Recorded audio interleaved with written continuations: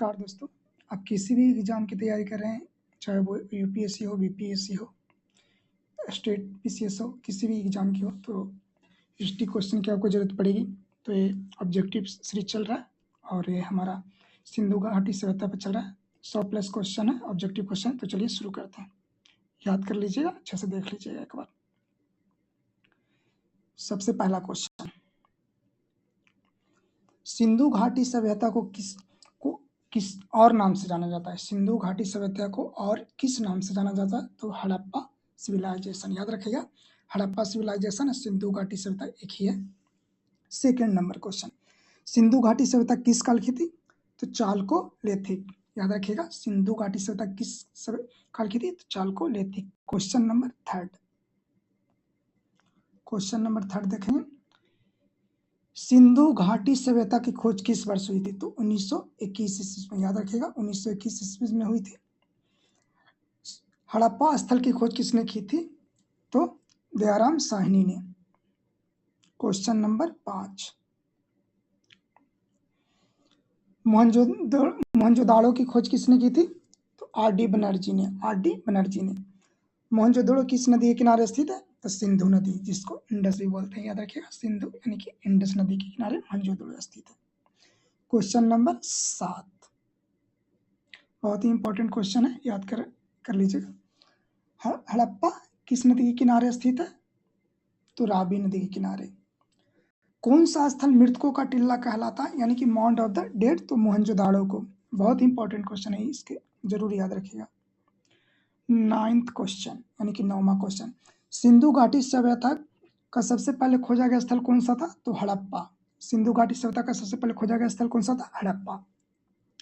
10वां question, Sindhu सभ्यता के लोगों का मुख्य व्यवसाय क्या था? तो एग्रीकल्चर मुख्य व्यवसाय था सिंधु सभ्यता के लोगों का। याद रखना।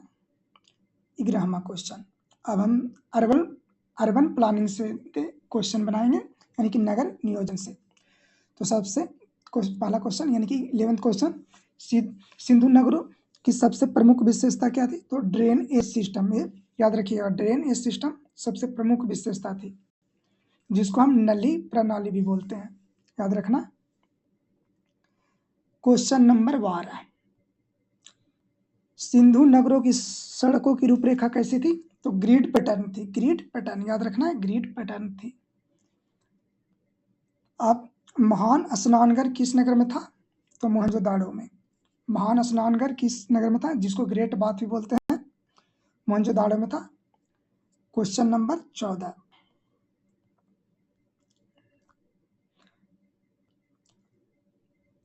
महान स्नानघर का उपयोग संतक किसके लिए होता था? यानी कि ग्रेट बाथ का उपयोग किस चीज के लिए होता था? तो रिचुअल बाथिंग की, यानी कि कोई पर्व आता था तो उस टाइम में स्नान करने के लिए होता था। याद रखना, रिचुअल बाथिंग।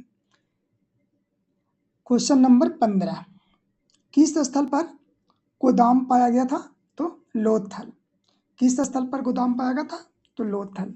डॉकयार्ड किस स्थल पर? लोथल। याद रखना। क्वेश्चन नंबर 16, मकानों के निर्माण में कौन सी सामग्री का उपयोग हुआ था? मकानों के निर्माण में कौन सी सामग्री का उपयोग किया था? तो बर्न्ट ब्रिक्स, जले हुए ईंट, बर्न्ट ब्रिक्स। याद रखिएगा।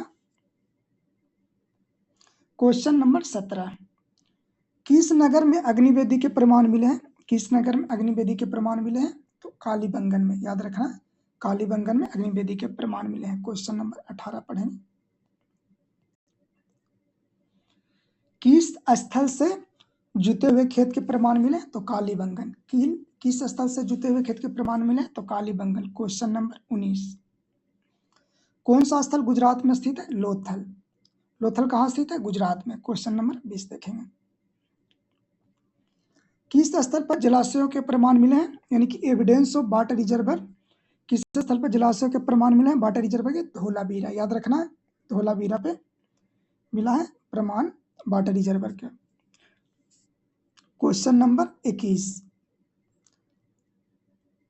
अब स्टार्ट करेंगे सोसाइटी और कल्चर से, यानी कि समाज और संस्कृति से रिलेटेड जो भी क्वेश्चन है। तो 21 स्टार्ट करेंगे, सिंधु सभ्यता के लोग किस धातु से अनजान थे? तो आयरन। याद रखिएगा, आयरन सिंधु सभ्यता में नहीं मिला था, बिल्कुल भी इसे भूलना नहीं है।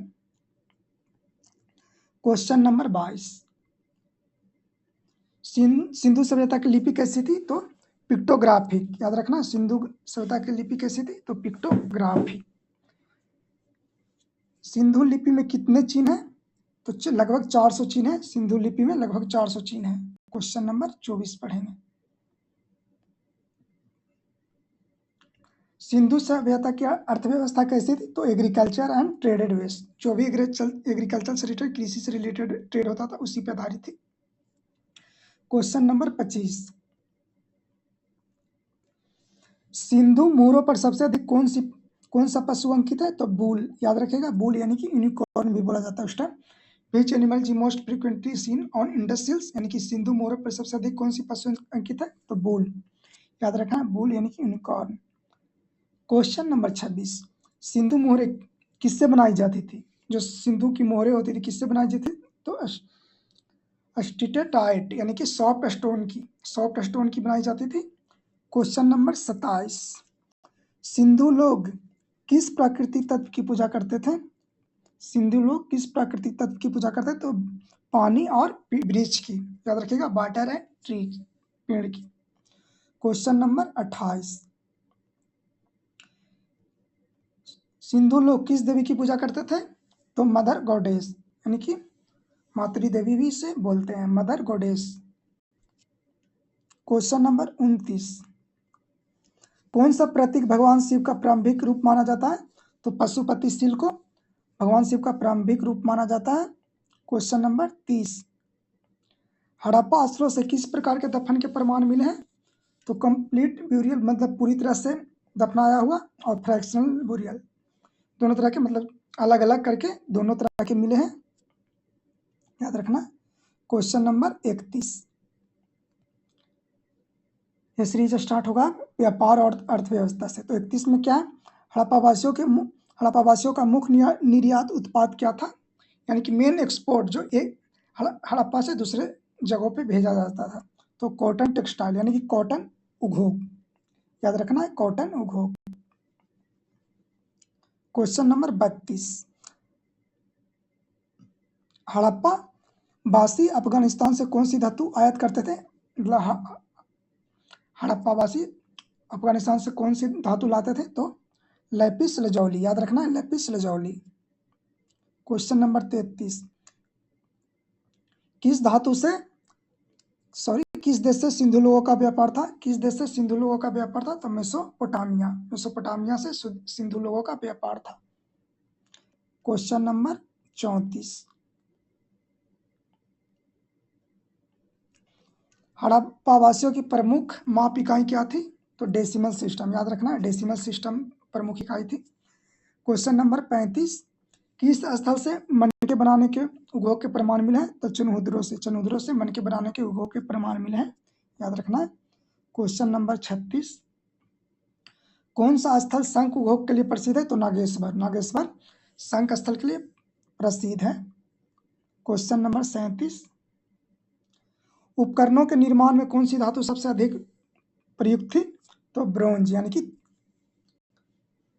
जस्ता। याद रखना, ब्रोंज सबसे ज्यादा उपयोग थी। किसके लिए? तो उपकरणों के निर्माण में। ब्रोंज यानी कि पीतल। याद रखना, ब्रोंज यानी कि पीतल उपकरणों के निर्माण में सबसे ज्यादा उपयोग थी। अब हम देखें क्वेश्चन नंबर 38, सिंधु सभ्यता की प्रमुख फसल कौन सी थी? तो गेहूं और बार्ले, जौ, यानी कि गेहूं और जौ। याद रखना, सिंधु सभ्यता की प्रमुख फसल थी। धान के छिलके किस स्थल से मिले? जो धान के जो भूसी, जिसको हम लोग लोकल लैंग्वेज में बोलते हैं, तो रंगपुर से।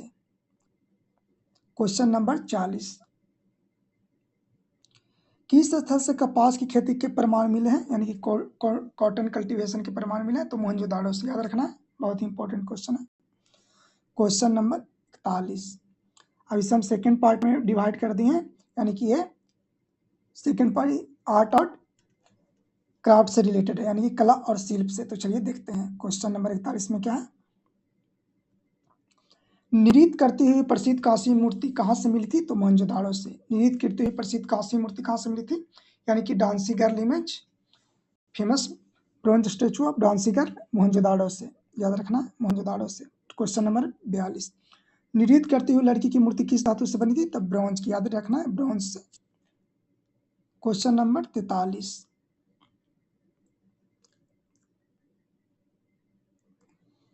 क्वेश्चन नंबर 43 क्या बोल रहा है कि निर्मित करती लड़की की मूर्ति की अनुमानित ऊंचाई कितनी थी? तो 4 इंच थी। क्वेश्चन नंबर 44, दाढ़ी वाले पुरोहित की मूर्ति किससे बनी थी? तो स्टीएटाइट, जिसको किस चीज की बनी थी? तो स्टीएटाइट। क्वेश्चन नंबर 45 देखेंगे, दाढ़ी वाले पुरोहित की मूर्ति कहाँ से मिली थी? क्वेश्चन नंबर 45, दाढ़ी वाले पुरोहित की मूर्ति कहाँ से मिली थी? मोहनजोदाड़ो से।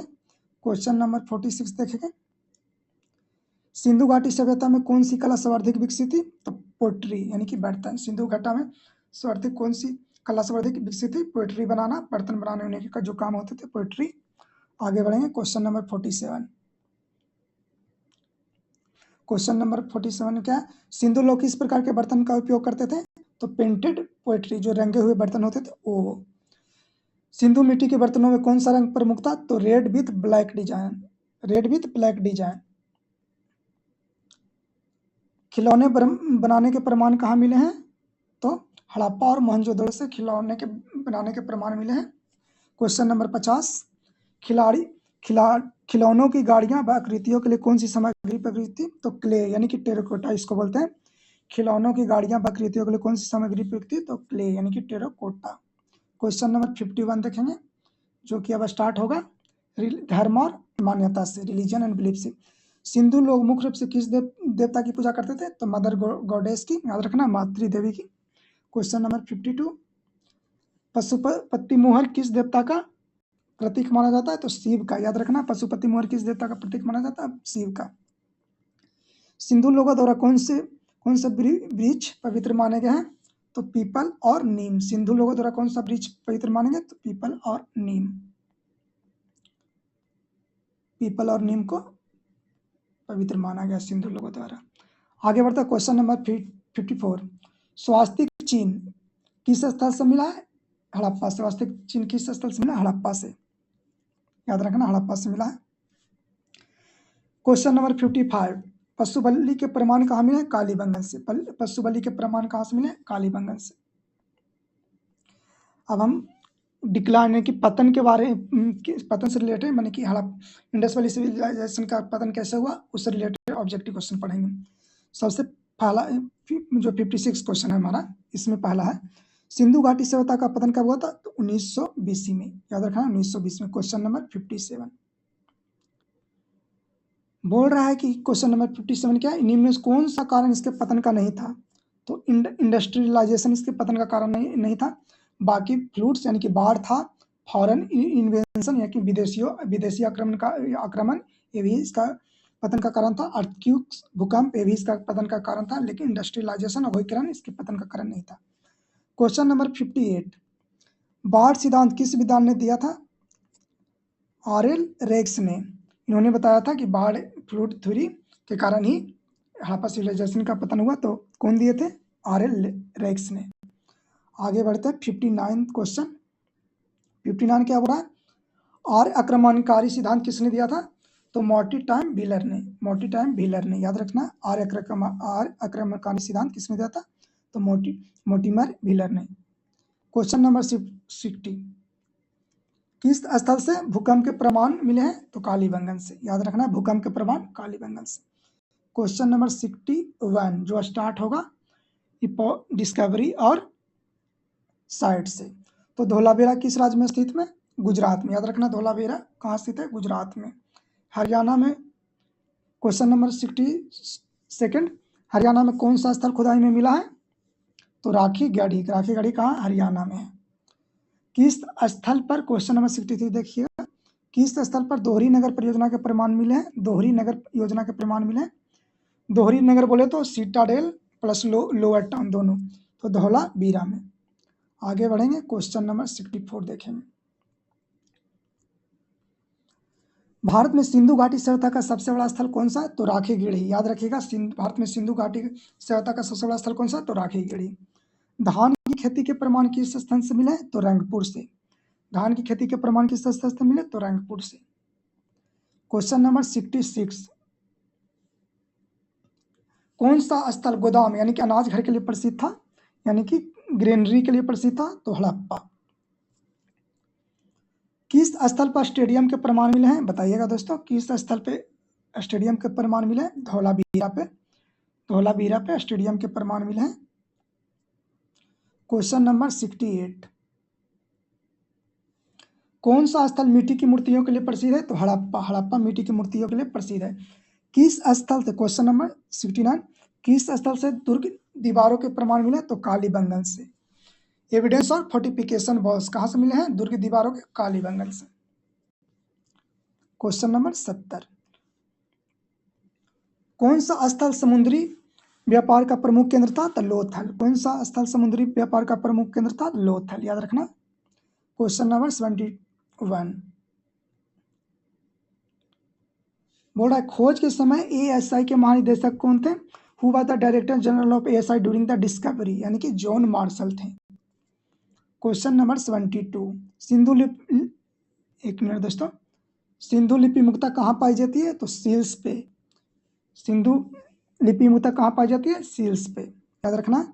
सिंधु नगर के घरों की औसत लंबाई कितनी थी? तो 30 से 40 फीट की होती थी। क्वेश्चन नंबर 74 देखेंगे, सिंधु घाटी के घर प्राय कैसे होते थे? तो 1 या 2 स्टोरी यार्ड। याद रखना, 1 या 2 स्टोरी यार्ड। सिंधु लोगों को कौन सा धातु का मिश्रण गया था? तो ब्रोंज की। ब्रोंज यानी कि सॉरी पीतल जिसको बोलते हैं, कॉपर और टीन का ही मिश्रण है। याद रखना, सिंधु लोगों को कौन सा धातु मिश्रण का गया था? ब्रोंज यानी कि कॉपर और टीन की। क्वेश्चन नंबर 76 देखेंगे, सिंधु लोग किस प्रकार की मापतोल प्रणाली का प्रयोग करते थे? क्यूबिकल बेट, यानी कि क्यूबिकल यानी घनाकार जो बेट होते थे उसका। आगे बढ़ते हैं, 77 देखेंगे, घोड़े के प्रमाण विवादित किस स्थल से मिले हैं? बहुत ही डिस्प्यूटेड क्वेश्चन है, यानी कि सुरकोतदास से घोड़े के प्रमाण के स्थल, जो स्थल रिलेटेड है, सुरकोतदास से मिले हैं। अब हम देखेंगे 78 क्वेश्चन, सिंधु लोग किस वस्त्र से बने कपड़े पहनते थे? कॉटन, यानी कि ऊनी वस्त्र पहनते थे। याद रखना, ऊनी वस्त्र। सिंधु लोग किस प्रकार के आभूषण पहनते थे? सिंधु लोग किस प्रकार के आभूषण पहनते थे? तो गोल्ड भी होता था, सोना, चांदी और कॉपर। याद रखना। 80 नंबर क्वेश्चन अब देखेंगे। 80 नंबर क्वेश्चन क्या है? शतरंज या पासे जैसी कौन सी खेल सिंधु लोगों की ज्ञात थी? तो डाइस ग्राम। डाइस ग्राम याद रखना। क्वेश्चन नंबर 81, सिंधु से सभ्यता का विस्तार कहाँ तक था? तो अफगानिस्तान से लेकर के गुजरात तक था। अब क्वेश्चन नंबर 82 देखेंगे, कौन सा स्थल आधुनिक पाकिस्तान में स्थित है? तो हड़प्पा। हड़प्पा कहाँ से? अब पाकिस्तान में स्थित है। सिंधु लोग किस पशु से अपरिचित थे, मतलब नहीं जानते थे? तो घोड़ा को। और घोड़ा का प्रमाण बता दिए आपको कहाँ से मिला है। मोहनजोदड़ो की अनुमानित जनसंख्या कितनी थी? तो 20,000 से 35,000 के आसपास। क्वेश्चन नंबर 85, कौन सा आधुनिक स्थल सिंधु नगर योजना से मिलता जुलता है? तो चंडीगढ़। याद रखना है, कौन सा आधुनिक स्थल सिंधु नगर योजना से मिलता जुलता है? तो चंडीगढ़। क्वेश्चन नंबर 86, अब हमारा स्टार्ट होगा पार्ट 3 और ये एडवांस फैक्ट है। किस स्थल से जल संरक्षण के प्रमाण मिले हैं? तो धौलावीरा से। धौलावीरा से क्या मिला है? वाटर हार्वेस्टिंग सिस्टम है। यूपीएससी का PYQ है दोस्तों, याद रखना। किस नगर में विश्व का सबसे प्राचीन गोदाम डॉकयार्ड पाया गया है? तो लोथल से। याद रखना, लोथल से। क्वेश्चन नंबर 88, किस स्थल से सिंधु लिपि के साइन बोर्ड के प्रमाण मिले हैं? तो धौलावीरा से। किस स्थल से सिंधु लिपि के साइन बोर्ड के प्रमाण मिले? धौलावीरा से। क्वेश्चन नंबर 89, किस स्थल पर सड़कों के किनारे नियमित दूरी पर कुएं पाए गए हैं? मोहनजोदाड़ो। याद रखना है, मोहनजोदाड़ो पे नियमित दूरी पर कुएं पाए गए। क्वेश्चन नंबर 90, लोथल बंदरगाह से मुक्ता क्या एक्सपोर्ट होता था, मतलब क्या क्या भेजा जाते थे, तो बीड्स और ऑर्नामेंट्स। ऑर्नामेंट्स बोले तो ये जो गहने होते थे वो, याद रखना, बीड्स और ऑर्नामेंट। क्वेश्चन नंबर 91, कौन सा नगर हड़प्पा सभ्यता को मैनचेस्टर कहलाता है, तो चनहुद्रो। याद रखना, बहुत ही इंपॉर्टेंट क्वेश्चन है। कौन सा नगर हड़प्पा सभ्यता का मैनचेस्टर कहलाता है, तो चनहुद्रो। अब हम क्वेश्चन नंबर 92 देखेंगे। किस स्थल से हल कृषि के सबसे प्रारंभिक प्रमाण मिले, तो कालीबंगन से। किस स्थल से हल कृषि के सबसे प्रारंभिक प्रमाण मिले, तो कालीबंगन से। किस नगर में क्रमबद्ध 37 कब्रों वाला कब्रिस्तान मिला है, तो हड़प्पा से। किस नगर में क्रमबद्ध 37 कब्रों वाला कब्रिस्तान मिला है, तो हड़प्पा से। याद रखना है दोस्तों। क्वेश्चन नंबर 94 देखेंगे।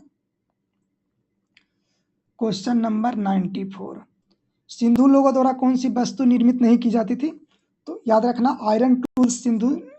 जो सिंधु के लोग थे वो आयरन टूल्स का उपयोग नहीं करते थे, याद रखना है। क्वेश्चन नंबर 95, विश्व में कपास की सबसे प्राचीन खेती के प्रमाण कहाँ मिले हैं, मोहनजोदाड़ो से। बहुत इंपॉर्टेंट क्वेश्चन है। विश्व में कपास की सबसे प्राचीन खेती के प्रमाण कहाँ मिले हैं, मोहनजोदाड़ो से। क्वेश्चन नंबर 96 देखेंगे दोस्तों। सिंधु मोहरे के लिए सबसे अधिक कौन सी सामग्री का उपयोग हुआ, तो स्टीएटाइट का। याद रखना। 97, कौन सा स्थल 3 भागों में विभाजित था, यानी कि ऊपरी, मध्य और निचला भाग, यानी सिटाडेल, मिडिल और लोअर में, तो धोलावीरा। बहुत इंपॉर्टेंट क्वेश्चन है। क्वेश्चन नंबर 98,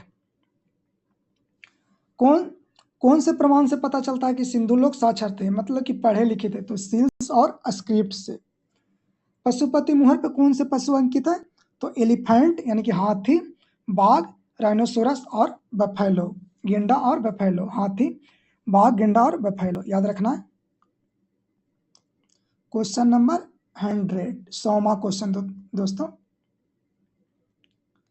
कौन सा आधुनिक भारतीय सिक्का हड़प्पा मोहरों से मिलता जुलता है, तो 5 रुपए का क्वाइन है जो।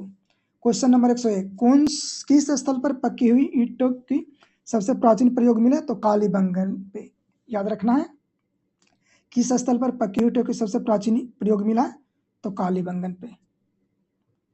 क्वेश्चन नंबर 104, किस पुरातत्वविद ने इसे भारत की पहली नगरीय सभ्यता कहा था, which archaeologist called it India first urban civilisation, तो व्हीलर ने बोला था। क्वेश्चन नंबर 105, सिंधु घाटी सभ्यता लगभग कब फली फूली, तो 2600 बीसी से 1900 बीसी के बीच में। याद रखना है। तो दोस्तों ये हमारा इंडस वैली सिविलाइजेशन से रिलेटेड एमसीक्यू था, और टोटल हम 105 क्वेश्चन डिस्कस कर दिए गए हैं। कोई भी एग्जाम की तैयारी करें तो इसको आप पूरा अच्छे से याद कर लीजिएगा। अगर इस वीडियो को आपको जल्दी देखना है तो 1.5 या 2 के स्पीड में देख लीजिएगा, और आपके लिए बहुत ही इंपॉर्टेंट क्वेश्चन है। और किसी और भी टॉपिक पे आपको वीडियो चाहे तो बता दीजिएगा। और हाँ दोस्तों, वीडियो अच्छी लगी हो तो लाइक, सब्सक्राइब और कमेंट कर दीजिएगा। थैंक यू दोस्तों।